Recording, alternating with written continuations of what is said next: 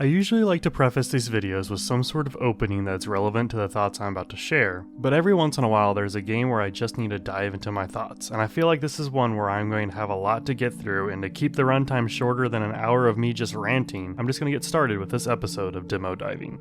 Let's not give them a reason to detain us.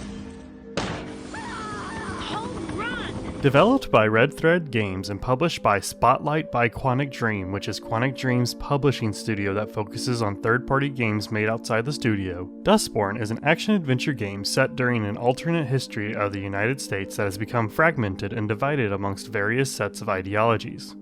You and your ragtag crew are looking to make a perilous road trip across the divided states of America, and you must use a variety of tools at your disposal to shape relationships with your crew, get out of trouble, and reach your final destination.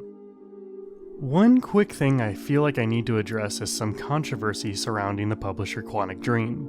Dustborn has been deemed by many to be woke propaganda and you shouldn't play it because of XYZ reason around that identity. And Quantic Dream, of course, was the team that was behind games like Heavy Rain and Detroit Become Human, and I never really paid much attention to the company as a whole until I did some research for Dustborn. There have been some concerning practices coming from Quantic Dream, especially around a specific team member, and a handful of lawsuits coming from those actions that seem to be contradictory to the theme of Dustborn. I don't really want to discuss too much of this as it is a bit messy and I kind of want to avoid being any sort of gossip YouTube channel, but I do think that is something that I need to bring awareness to, as it is a little concerning to see some of these allegations that have come from former employees at a relatively smaller company.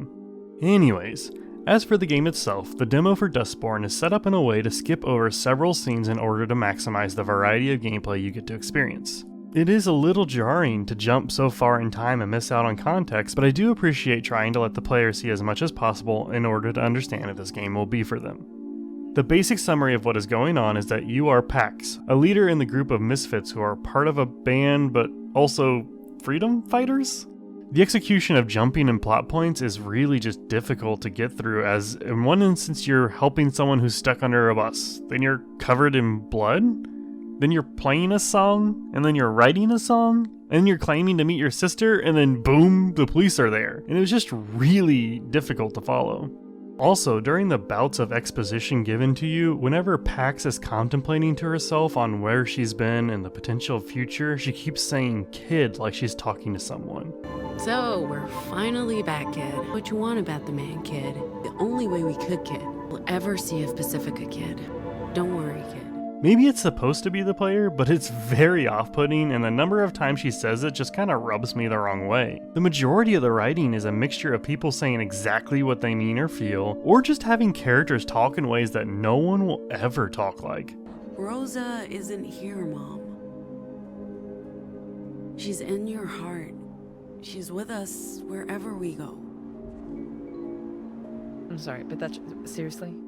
It just makes the good voice acting go to waste, as it doesn't matter who's saying a specific line of dialogue if it's poorly written. The main theme and tagline for Dustborn is that words have power. Well, saying that motto and then proceeding to beat people with a baseball bat is a little contradictory. The combat is extremely robotic and there's very little sense of fluidity. The quick time event to hit an enemy is alright, but I feel like I never hit the person I was really intending to target. Also, the abilities you can use during the fight seem interesting, but with the poor base fighting mechanics and the fact that every single second has someone quipping some one-liner, with a lot of the times just them talking over each other. You're not playing fair with that armor, buddy. Eyes on me. You're not playing fair with that armor, buddy.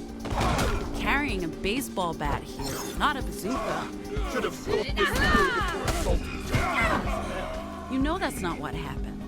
You're gaslighting me. You attacked first.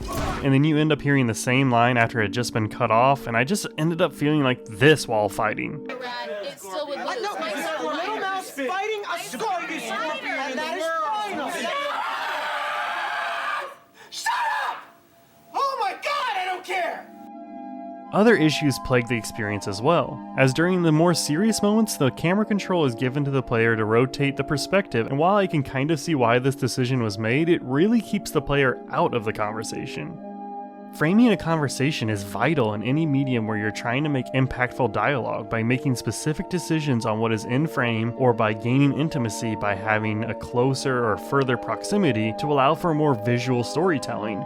But the player is just given the power to control the camera, so you just lose the ability to make that story impactful as the angle is never right, the camera swivels too slowly so it's hard to keep up with who's talking, and then every once in a while there's someone who says a one-liner that you weren't even expecting to talk, so you have no idea who actually spoke.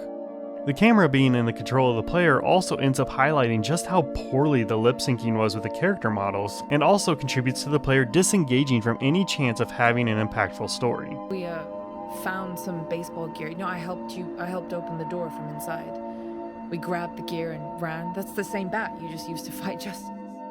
Overall, Dustborn is just a rough game to try and pitch. It is unfortunate for a game to be attacked for a perception that is bred through political ideology. However, a solid game still has a chance to push through the obstacles in order to ascend to being more than just a meme. Unfortunately, the time I spent with Dustborn makes me feel like this game will not be able to do that. I find it difficult to compliment anything other than the voice acting. The art style isn't terrible, but it started to rub me the wrong way with the camera and lip syncing issues. While there are some interesting ideas at play, there are just too many mechanics going on for any sort of cohesion or solid gameplay to be built around it. I will say that I never want games to do poorly, but unfortunately, I don't think that there's enough time before it is set to release to fix so many issues. With all of this being said, I cannot recommend anyone picking up Dustborn when it releases on August 20th. But that'll be it for this video. I hope you have a great rest of your day, and as always, be kind to one another. Promise me you'll look after each other.